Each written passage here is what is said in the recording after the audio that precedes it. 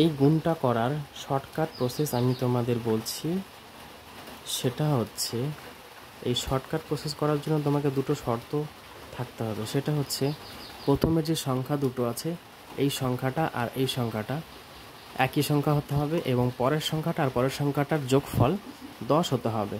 তাহলে আমি যে ট্রিকটা শেখাবো, শর্টকাট ট্রিকটা, তাহলে সেই ট্রিকটা কাজ দিবে। ঠিক আছে, করতে পারবে। কীভাবে করছি দেখো। এই পরের সংখ্যা আর পরের সংখ্যা যেটা মিলে 10 হয় সেটাকে গুণ করো। 5 5 কত হয়? 25। তো 25টা এখানে লিখলাম, সামনে একটু জায়গা রাখবো। 25 হলো। এবার সামনে কী কী আছে?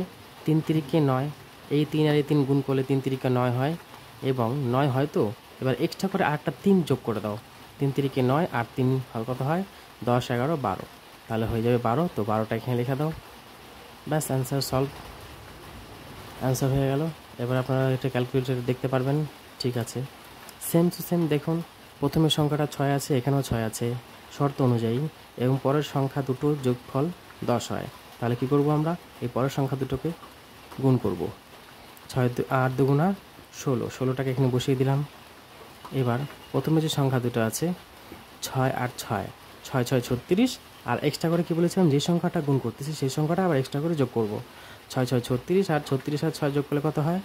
36, 37, 38, 39, 40, 41, 42। তাহলে এখানে লিখবো আমি 42। ঠিক আছে, এবার আপনারা দেখুন ঠিক আছে কি না।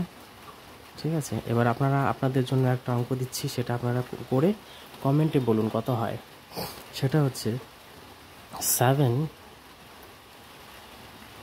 6 ইন্টু 7 4, এটা কত হয় আপনারা আমাকে কমেন্টে জানান।